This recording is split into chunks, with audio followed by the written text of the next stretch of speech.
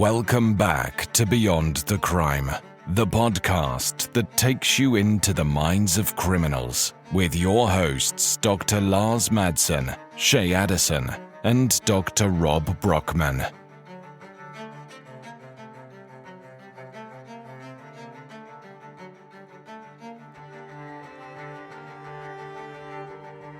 Okay, guys, welcome to Beyond the Crime. We've got the band back together again because there's been a very interesting case in the news here in Australia over the past couple of years, but certainly over the past month or so, which has been the sentencing of, now convicted murderer, Erin Patterson, aka the Mushroom Club. And so we thought we'd get together. There's a lot of things, a lot of material now in the news and in the media, and we thought we'd bring our skin the lens to that today. So I've got with me Shay Addison and Lars Madsen. How you going, guys? Hey, Rob. Of course, I'm Rob Brockman. Oh, Shay, the way we're going to run this, Shay's got a bit of a brief on the case. We're going to run through, and then we're going to be thinking about some schema aspects of the case and maybe motivations. So over to you, Shay. Thanks, Rob. Good to be back again. And I think this is a particularly interesting case to apply schema therapy to, primarily because during the entire case, they didn't provide a motive. They didn't have to provide a motive to get a conviction. So fundamentally, they've convicted her on the evidence, but it's still, hanging in the air. Why did she do it? So I always think that, schema therapy applied to that. The information that I'm going to present is, maybe we can educate people on the why. We can speculate. We can do our best. We can speculate and see what, if Erin was our client, how might we try to figure out why did she do this? How do we make sense of it? And sometimes I think in forensic work, this is often would be involved in something like an offence analysis, but also using the mode model and using the schema model to understand that. Yeah, absolutely. Absolutely.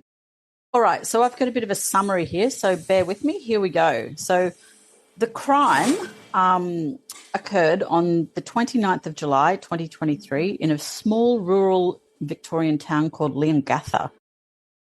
And Erin Trudy Patterson invited her parents-in-law and the aunt and uncle of her estranged husband, Simon Patterson, to lunch to disclose what she had said was some important information to the family. She had also invited Simon, the estranged ex-husband, but he had declined the evening before. So she invites them over and she went to a great effort to create the now infamous beef Wellington lunch. So she sourced expensive, beef fillet and made Wellingtons out of this special recipe book, et cetera, went to a lot of effort. So she invites them over, they come and they eat this, fancy lunch that she has prepared. And then immediately after the lunch, she discloses to them that she has cancer.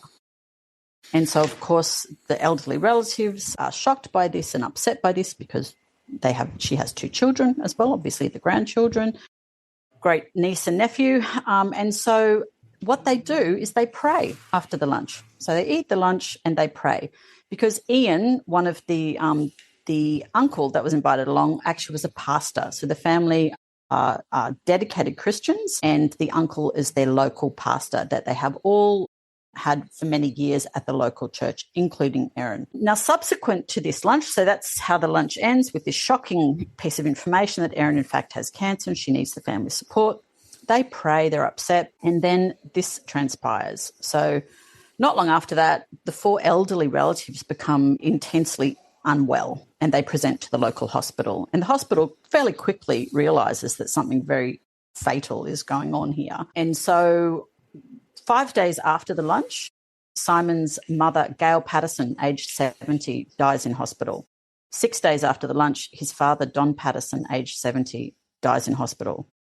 5 days after the lunch, the auntie and Gail's sister, Heather Wilkinson, also dies in hospital. And Ian Wilkinson, the uncle, who's 70, is the sole survivor, but he spends 7 weeks in intensive care. And so he's a crucial witness in this case, being the only survivor of the lunch. And so what obviously transpired was that death cap mushrooms had been served as part of the beef Wellington. So, which is something that Erin Patterson has consistently denied, always denied right the way through, and continues to, apparently. So that's the crime. So the key evidence in the case was basically what the police, discovered was wrapped up in a lot of untruths that Erin told from the get-go. So, such as they discovered fairly early on that her disclosure of having cancer was in fact a lie. She did not have cancer. She lied about the mushrooms, where she sourced them from. She said she got them from an Asian grocer in Melbourne, which subsequently turned out to be a lie. She lied about ever owning a food dehydrator. However, they found that with her fingerprints on it in the tip and mushroom toxins in it. She denied that she'd ever foraged for mushrooms or she knew anything about it. But subsequently, there's a big forensic toxicology matched the mushroom toxins in the food dehydrator that she was on CCTV camera captured disposing of to the toxins in the victim's urine. She then admits she did do that, but that, it was accidental. So her defence was, yes, okay, I did use the mushrooms, but I didn't intend to poison them. I didn't know they were death caps. However, there's then a digital footprint. The evidence was that phone searches that the police found for an iNaturalist website that she had made for death cap mushrooms in the year subsequent, in 2022 and 2023. On another phone, there was analysis of it also showed that she'd visited a place that website had identified death cap mushrooms were growing twice in the autumn of 2023, so immediately before this lunch was served. And when the police came to serve a warrant, she manipulated phones. She had 3 phones, one of which apparently has never been found. An analysis of there showed that the GPS data, and that apparently when it came out was that she asked for a phone call to a lawyer while the police were there, and they allowed her privacy for that. And while she was doing that, while she was having privacy with the lawyer, she was actually factory resetting her phone. So there's a lot of deceptive sort of behaviour in their key evidence. She maintained her innocence and it went to trial, and it was an 11-week trial, and she spent 8 days on the witness stand being examined and cross-examined. She was arrested initially on the 2nd of November, so some 5 months later. And then her defence, like I said, was that she accepted mushrooms were cooked in the meal, but she did not intend to kill them. It was an accident. However, a jury found her guilty on the 7th of July in 2025, and she's convicted of 3 counts of murder and 1 count of attempted murder against the elderly relatives. She then, subsequent to that, on September 8, 2025, she was sentenced to 3 terms of life imprisonment with a 33-year non-parole period, meaning that she'll be in her mid-80s when she's eligible for parole. And she was also sentenced to 25 years imprisonment for the attempted murder of the sole survivor. 29 victim impact statements were read at court.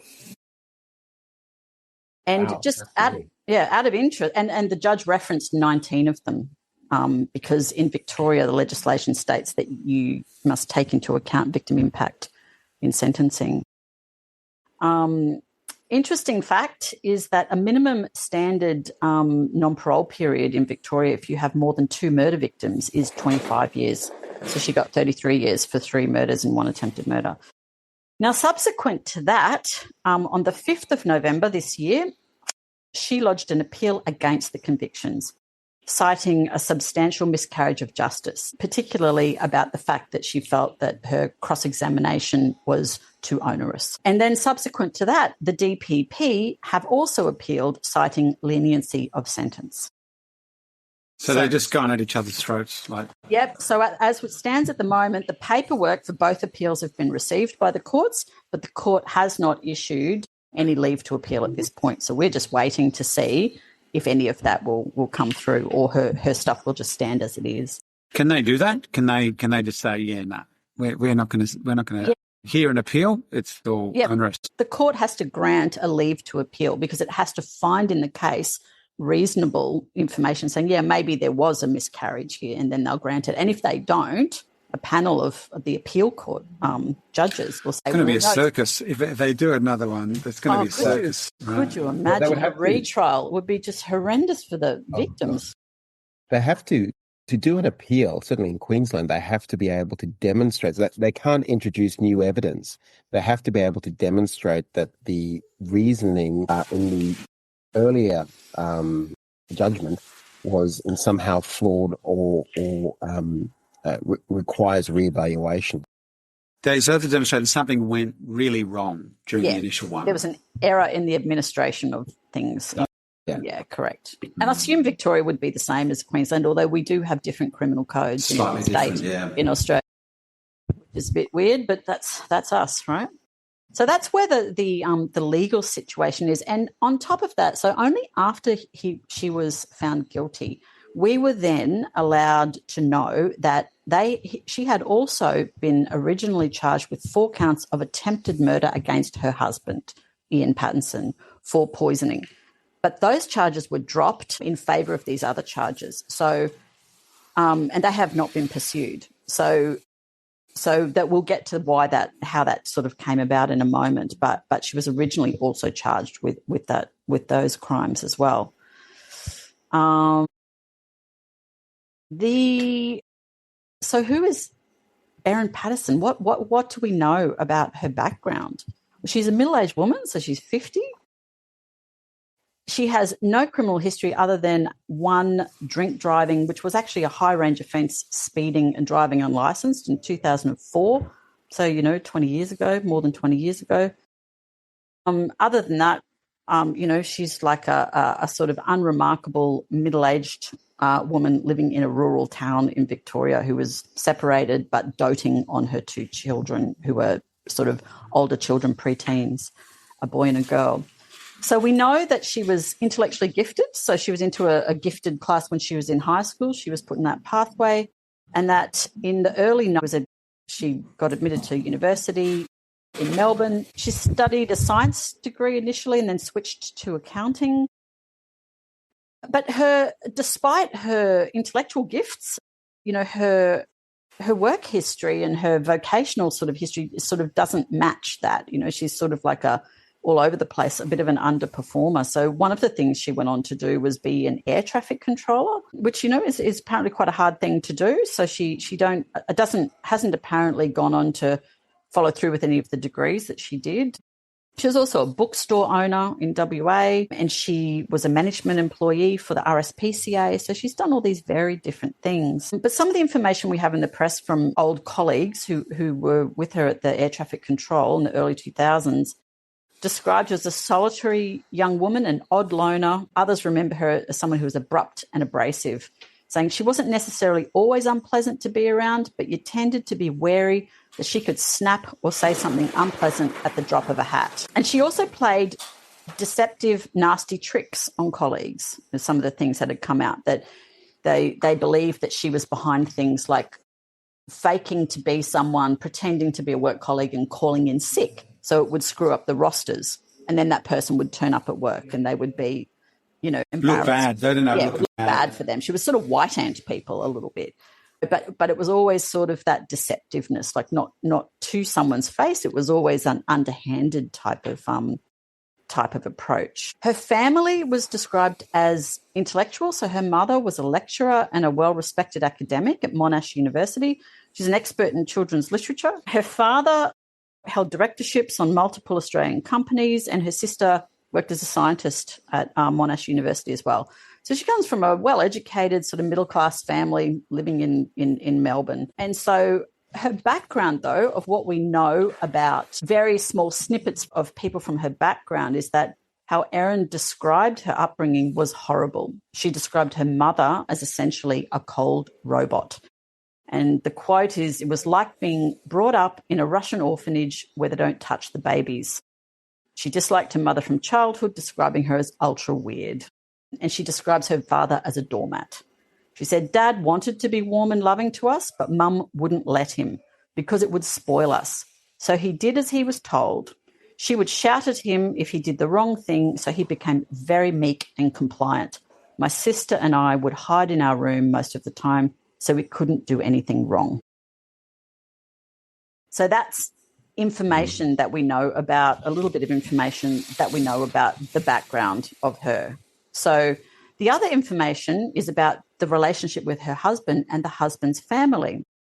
So apparently Erin didn't have very much of a relationship with her own parents. They didn't even come to her own wedding. They were traveling in Russia at the time when she got married. So obviously very distant a situation there. So she started dating Simon Patterson in 2004. They were both civil servants. He's an engineer. She was working for the council. They married in a couple of years, had 2 kids, but the relationship was rocky. Apparently she had difficulty with postnatal depression, and they were on and off again, having conflict. But she was very generous with money. She funded their lifestyle. They were able to leave their jobs and travel because she inherited quite a lot of money through the death of family members. Parents passed away at some stage. Yeah, her grandmother passed away first and she got an inheritance of $2 million. And then subsequent to that, her own parents passed away and she also got inheritance. So she inherited somewhere in the vicinity of $3 million. What age? 2006, I think her grandmother passed away. So when she's quite young. And I wonder if that's linked to her, as you call it, like a bit of an underachievement compared to her, what seems to be her capabilities. There's a kind of gap, but I wonder if running into $2 or $3 million in your mid-20s or something, can sort of take away the motivation to push you, in those environments. Also having 2 kids at the time as well, where you think, you know what, Yeah, so she ended up she ended up funding their lifestyle, where they travelled around Australia, sort of landed in WA. She opened a bookstore, she sort of followed, I guess kind of passions that you might not be able to do if you have to graft every day. But she also funded his siblings' houses. So she lent them hundreds of thousands of dollars of interest-free loans to be able to purchase houses, Simon's siblings. So she's generous in that way. And she talked about, being like feeling, very loved and cared for by his family. And they were Christian and kind people. And so when she had her first child, she was struggling. The mother came over to Western Australia and cared for her and helped her and was patient and kind and those kinds of things. So it's that kind of relationship that it started out. The marriage itself was a bit doomed and they permanently split in 2015, even though it was amicable. So they co-parented and she was still involved in the family, but over time it sort of drifted and drifted. And then in 2022, there seems to be this pivotal moment where Simon listed on his tax return his status as separated rather than married, even though they'd been apart for years. And this turned out to be a flashpoint because she felt it was very unfair that it affected her family tax benefit and child support payments, and that she became very aggressive in pursuing this, which I think is kind of interesting given her comfortable financial situation. I just wonder if that was still the case, because we're talking about 13 years later, like after inheriting money and being very generous. And then she built $1 million home in a very small rural environment. So she still obviously has funds to, live a lifestyle. I don't know. That surprised me too. I sort of thought, well, she's, is she under financial pressure by that stage? So if she's inherited, let's say $2 or $3 million, and she spent more than $1 million on a place, also churned through quite a number of years. She hasn't been working, right? Well, she might have been working, but it doesn't seem to be a stable employment history. No, and he's an engineer. So this point of which we're not quite sure the motivation for it, but was it the sort of beginning of that the sort of hostilities, so to speak. And so she reached out to the parents to mediate, please help me. This is unfair. These are your grandchildren, blah, blah, blah. And she was very disappointed in their response and saying that they couldn't help mediate the dispute. Yeah, they said, look, we don't know both sides and you're an adult and, this is not our deal to get involved in. And so apparently she felt very, very upset about that. And so what I think is interesting is when the police, so in response to that, so in her real life, face to face, her communication between people, even Simon, the texts are very, there's no abuse. They're very polite, direct, but, they're kind of very civil, However, she was also a member of these online, crime groups and, super sleuth groups like True Crime, apparently for years. And when the police uncovered her messaging between these people, some of whom gave evidence at her trial, it presents a fairly different online persona and perhaps a more honest version of how she felt, how wounded she felt. So this is an excerpt of what she'd said to this online group at the time about the family. She's like, "This family, I swear to fucking God, nobody bloody listens to me. At least I know they're a lost cause." So I sent a group message to all of them last night saying how Simon's behaviour is unconscionable and asking me to withdraw the child support claim is wrong and disadvantages me and his children, and how dare he. I'm sick of this shit. I want nothing to do with them. I thought his parents would want him to do the right thing, but it seems their concern about not wanting to feel uncomfortable and not wanting to get involved in their son's personal matters are overriding that. So fuck them. I don't need anything from any of these people. So that's what they found online. But her response, and the rest of it is, this mum was horrified that I had claimed child support. Why isn't she horrified her son is such a deadbeat and that I had no choice but to claim? Yeah, so there's clearly some anger involved. Yeah, but this is what, when she's interviewed by police, right, this is how she describes the relationship to police. And they said, when the police interviewed her, why did you invite them to lunch? And her response to the police is, I love them a lot. They've always been really good to me. They've always said to me they'd support me with love and emotional support, even though Simon and I were separated.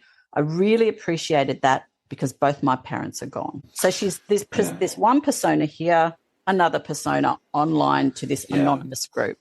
Yeah, but even that is sort of doesn't seem to reflect the facts, like, you know, so it's not just that her parents were gone, it's her parents were never able to meet her needs. Like, according to some of the reports, they weren't, you know, the mother wasn't the type to be emotionally nurturing at all. So it wasn't just that she wasn't around anymore. The mother wasn't there, you know, had never really been emotionally nurturing. So I think, you know, this sense of, you know, she kind of, his family are the kind of complete opposite to what she'd experienced. But then when that starts to, something happens and she starts to feel less supported, you can see from her online persona where she's communicating with these anonymous people online about her situation, you know, that there's fractures there and there's hostility. I've got to declare my background in this is from watching the Stan Australia episodes, 3-part series. So I want to acknowledge that. But in listening to that, they'd suggested that she'd felt somewhat abandoned by them through this process. Right, that she'd done all this stuff to, you know, she'd been there for them as well. She'd given money and lent money and stuff, and of course they had also been there for her emotionally. But in the later years after the separation, particularly as you say after 2021, she'd felt increasingly isolated and a kind of afterthought from them. There was a report in that as well about some birthday party. I don't know who it was. It might have been... It was the mother. It was his mother, where she was an afterthought invitation. They were checking to say, hey, you coming tomorrow or whatever, and she'd assumed that she'd either not been invited or had been an afterthought. The afterthought thing is somewhat typical. This is what I see oftentimes in folks. It's a sense of not being important or not being cared about. Which would be a sort of emotional deprivation type of a thing, you know, in the schema model. So from the history with her own mother right through to the later years with the new family, there is this thread of emotional deprivation and nurturance, right? That she really likes when she's being nurtured, when she's being cared about, when she's being, you know. And she apparently said that the reason she lied about the cancer, right? Why did you lie about that? Was because she valued them nurturing her and she didn't want to lose that. So she had enough insight at one point to be able to acknowledge that. But that's quite a dramatic way of gaining someone's nurturance to make up a cancer diagnosis. The other thing I just want to mention about it before we get into the analysis bit is that the additional history is that between November 21 and September 22, Simon, the husband, ex-husband, was hospitalised 3 times with gastrointestinal symptoms, and in the second incident resulted in him being in a coma and requiring life-saving surgery. A medical expert's report commissioned for the trial said that his symptoms were consistent with the ingestion of barium carbonate, which is an ingredient in rat poison. These details were suppressed for her trial, but the police basically alleged that she used a toxic penne pasta, a chicken korma curry, and a vegetable wrap to poison her husband on 3 separate occasions. And that was the basis of the original attempted murder charges, which were dropped against him. So he was so worried about her poisoning him that he began tracking his meals in a spreadsheet in 2022. And that's why he declined the invitation the night before of the fatal lunch in mid-2023, because he was already worried that he was going to be the target of a serious poisoning. Wow, that is just extraordinary, isn't it, when you think about it? Like, what a case in terms of how this has sort of unfolded over time. Because, you can see that even in her relationships at work, where she's sort of almost had this part of her that goes around trying to harm people or create problems for people as a way of getting back at them in some kind of way. It seems like this mode or this part of her kind of, has just been sort of threading in and out of her life for, conceivably. It's very passive aggressive thing too. Yeah. Like there's nothing to people's face. Everything might be fine, but there's this anger stewing. And then, as you say, a kind of way of managing that, which is, to take some kind of revenge or something. Mm-hmm. But it has to be done in a very sneaky way. And a clever way. I feel like there's real self-aggrandizement here, as in, even with the police, while the police are there, she's like, factory resetting the phone. In fact, she actually factory reset a phone that the police had in their custody that they didn't turn off properly or something. It allowed her to remotely access it. So they're being cleverer than people. That sense of feeling empowered through, I'm smarter than you, basically. I'm outsmarting you. The example that you said earlier about her calling up and pretending to be somebody else to change the roster schedule as a way of trying to create problems for people. It's this, like, what's that about? Like, this seems to be this, like, having a way of conning people, manipulating a situation to create chaos and make people look bad, like punish them. Why don't we start to think through like a sort of speculative mode formulation based only on what's out in the public? What sort of modes would you guys see in a case like this? What would you suspect are the central modes of someone like this? Well, Rob, you really sort of nailed it before when you were talking about, if we think about what the vulnerable child consists of here for her, what schemas are we looking at? The vulnerable and angry child. There's clearly an angry child too, which can I say is largely suppressed. So she's not someone who tends to go around spilling out her anger, right? In general, tends to be sidelined, and yet it's there. If you get into like the private spaces, there is a lot of frustration and anger sort of around, and it seems to all be around the ideas that other people are uncaring, and that don't care about her or don't, or maybe have abandoned her, the sort of attachment needs, let's say. Just an extreme emotional deprivation from what we know about how she. That's the a lack of protection from the dad. She's got all those different elements of emotional deprivation, like the lack of nurturance and care from the mum. And then the dad who had the capacity for it, but actually failed to protect her because mum was overpowering, So it's two different varieties of it. That seems clear. Wow. As a casual observer, she seems so detached. The flat affect is palpable. On TV, have you guys watched her in action on TV? A little bit. Yeah. Yeah. I've seen her. Classic flat affect. Yeah. Really classic. And so that's, I think there has to be an element of detached protector. So we're thinking about detached protector. You guys have speculated a little bit of the conning, we call them scheme model, the conning manipulator mode, the part that a bit sneaky and maybe doing deceptive things in an underhanded way for some sort of, to gain some sort of advantage. That there's some seeds of that in some of the past work behaviour. Yeah, and of course, if you listen to the testimony and the eventual sentencing and the outcome of the trial, they form the idea that there are these three core, was it three or four? Four, I think it was four, actually, four core deceptions that they were able to show that she'd made four core deceptions. So one of them was the cancer thing. They were able to show that was a core deception that she'd made to get them in that position. Another one was actually serving them the dinner that was poisoned. It was another core deception. Another one was to do with all the hiding of things that she'd done afterwards. For example, wiping the phones, the dehydrate, these kind of things.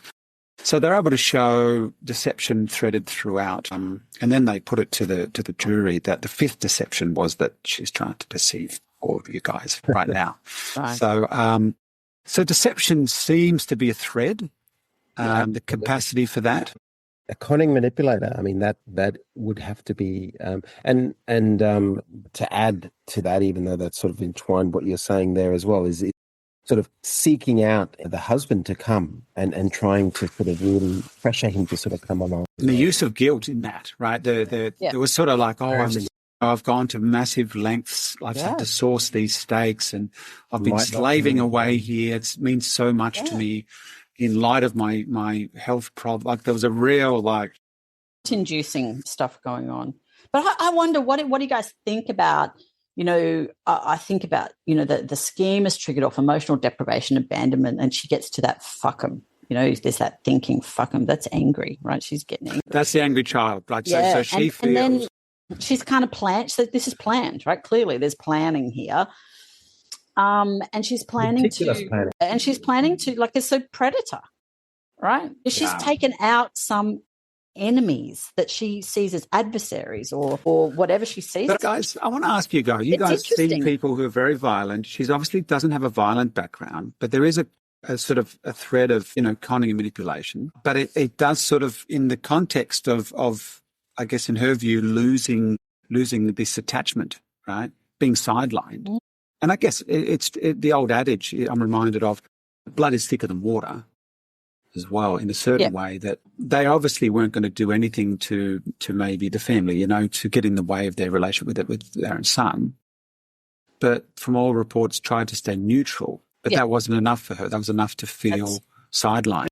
Yeah, intolerable to her to feel, I mean, the fact that they were still inviting her to things, I mean, all those years later, that's itself unusual. Yeah. And what I find interesting, though, if you think about, like, if she was my client, you'd be thinking, trying to uncover, it seems very predatory what she did. Like, she's zoned in on, I'm going to eliminate these people, right? But that's her own children who, by all accounts, she was a doting mother. It's their entire family. The dad, the grandparents, the aunt and uncle, the pastor, so, I mean, and she's a clever lady as well. So you think, is she completely callous, or did she not intend for them to die? No, maybe. I had that thought myself. For them to be just in agony? I had that thought myself because... how could she do that to her? She'd done this a few times with, right, well, there's the report from her husband was that he'd fallen ill a few times. So was it more like that she didn't actually intend to kill them? Did she think that this is just going to make them sick or something? Yeah, because it's really difficult to understand how she could reconcile that with her own children's loss. And it would be a massive escalation too, right, in the behaviour from trying to punish people to trying to end people. Yeah, and because she's smart, you also have to think, she would have to know that if you're killing 4 or 5 people in Australia, like the police, you're going to have every criminal justice resource all over you forever to try to figure out, right? And the media. Yeah, and the media. And like, it doesn't matter if you're super sleuth, like you can't, is she so self-aggrandizing that she actually thought So there's one, than right? all those people. So we think there's a self-aggrandizing element. And actually in the court, this came up in the Stand series, there was a time that it actually screwed her up because the main barrister, the prosecutor, had gotten something wrong in terms of the dates. And Right. Erin Patterson took some pleasure in pointing out that actually that was the wrong date. And actually it was a Friday. And it came across to everyone as a bit aggrandizing, a bit indulgent. But later on, that she used that back against her to say, well, it's funny that she can't remember all these things. She can't even remember where she bought mushrooms and all these things. That's when exactly it comes to right. like the exact day of like the day that she drove somewhere, she knows like the exact time, the exact everything. And then when it comes to some of the details about other things like the mushrooms, well, all of a sudden she doesn't remember. So she kind of used that against her. But the point is, there are some suggestions of potentially we would think about self-aggrandizement. Yeah, I would say that there's a huge self-aggrandizing element to her. I mean, and you can see that. I think that she thinks of herself to be cleverer than the police, and I think that her behaviour afterwards, in terms of trying to sort of outsmart them and trying to hide evidence and to trying to change things and turn phones on and off, I think that really would speak to something of, this, the conning manipulator, but also the side of her that thinks that she can or will outsmart the authorities investigating this. And don't forget, up until now. I'll say one more thing also, just going back on, did she intend to kill the people? I wonder whether for her that when she had poisoned the husband at those other times and he had become very, very sick, right, and then gone into hospital and was sick for a period of time, but then became well. I wonder whether she sort of anticipated that this is what would happen in this case as well. So in a sense, she'd already done a trial run of this poisoning, or many trial runs perhaps, of trying to poison the husband, and he'd only gotten sick, and she'd never been caught or identified as actually the person that was actually poisoning him. That was never clear. So I wonder whether a part of her would have been sort of thinking that this is what's going to happen. Yeah, this is what's going to happen this time. I'm going to be able to punish them because they have hurt me. They've let me down. They have triggered my sense of perhaps abandonment, a sense of feeling, emotionally deprived or irrelevant. She has these schemas that would no doubt be relevant for her. And then saying, well, this is my way of punishing you for not being on my side or not getting with me or not, backing me up against my husband. And the self-aggrandizement would be, I'm going to be able to get away with it because I'm smarter than everybody else. Is that something you guys find, like that unravels people, that high levels of self-aggrandizement can proceed, It's absolutely. It's one of the key criminal thinking styles that some offenders have, is this idea that they are smarter than everybody else. This is that she'll be right. I can problem solve it, think it through better. I deserve more. I'm more capable. So we see it constantly. I think in particular repeat offenders who constantly think, well, I can outsmart the system. We've had, Rob, I can categorically say I've had clients, high-risk offenders, who are controlled by every aspect of the system, and they're monitored closely and they come to treatment and this and that, and they're giving you a version of events and sometimes even written monitoring versions of events for years. And then it turns out 4 years down the track, oh my gosh, they've actually been offending during all of this stuff, despite coming to treatment every week, being monitored by corrections, being GPS tracked.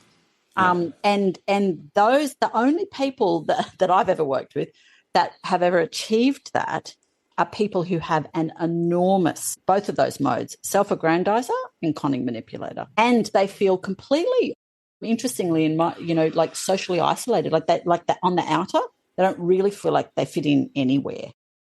That they're not connected in any kind of nurturing, like no one anywhere really values them. So they're sort of on their own, like this super independence type of thing that happens, they just got to go it alone.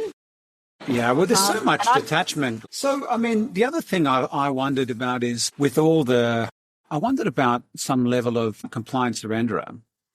And I know that's speculative, but that, if you look at the reports with the mother of all the, her father's subjugated, there's a lot of lack of autonomy. She has to hide from the mum. The mum's in charge. Ultimately, it seems like her father was quite surrendering person. And so there was that. And then the piece about her giving out all this money, I wondered about that. What's the side of her that's so generous and so people-pleasing or giving, So I wondered if there wasn't her primary modes. To me, if I'm just watching from the surface, seem to be to detach, or to suppress feelings, to detach, maybe also to be very surrendering. Certainly she doesn't express anger or discontentment. But then there is this kind of switch, where and there are some maybe secondary or even less frequent coping modes, such as the conning and deception and the aggrandizement that are still sort of there underneath. That might not be her primary coping modes. So it's now. I guess the question for you guys that I'm interested, which is somewhat unusual from many offenders who can see this trajectory of violence, that goes back to childhood or bullying, attack, and predatory behaviour and things. But for her, it seems to be this in this context where there's a divorce, there's a separation, and slowly being sidelined, at least that's the perception in her mind. And then there's this kind of switch where it becomes less about suppressing and detaching from feelings and more about overcompensation. So there's a kind of emergence of this behaviour later in life. I mean, she's by that stage in the late 40s. Is that unusual that you see people do these kind of things, not in this trajectory of escalating violence, like a criminal, like a career sort of thing, but actually where something in the context precedes someone switching into these kind of modes or developing these modes? I would say that if you think about it, it seems that these modes have been there for a long time, and they're just becoming more elaborate and more emboldened, I think, over time. If she's, we could see that the parallel behaviours exhibited in the early 2000s in a workplace, right? We'll say, okay, and here we are, 20 years down the track, and it's still that kind of behaviour where you're using deception, you're using punishment, you're using ways of getting back at people in underhanded sort of ways to hurt them and not resolve things, but in a sense to punish and to get some sort of justice in her own mind. But there is this two things going on. To other people that she's presenting as either potentially either subjugated, surrendery, or at least shut down, right? That she's not going to express things. Yeah, that's right. She's quite agreeable in a way. Face-to-face, in her online persona, her online relationships. But in the background, it's different. There's this kind of, urge to punish and a lot of anger, a lot of overcompensation perhaps going on in private. The other thing I wonder is about whether there's not really any discussion about this, because I guess you'll never know. How much would sort of fantasy come into this? Like, how much is she to people's face saying certain things and suppressing, and it's all fine, but in the private life just constantly fantasizing about punishment? Yeah, hostile rumination, I think, is a very key issue in people that carry out meticulous punishing crimes against people. So you think about even in a DV space, like you think about what she did with Simon, you want to encapsulate it. It's intimate partner violence, family violence, right? And if you flip the switch on what we know about male offenders on that, there's a lot that's known about it, is that hostile rumination and premeditated planning and getting pleasure out of knowing you're coming for them and they're going to pay, and fantasy and rumination is all a key part of the, there are risk factors associated with imminence of violence. And I would say it's highly likely that she experienced all of that. And it actually, it regulates the emotional, the vulnerability, it regulates the anger, it regulates all of those really difficult emotions that she can't process. But even the thing about poisoning, like it's so, I don't know, I want to say it's so 1400s or something. Like it's so... it's not a common crime. It's this underhanded thing, which is, she could still say, oh no, that was so good. And be suppressed in her motivations and her true feelings. but at the same time, punish.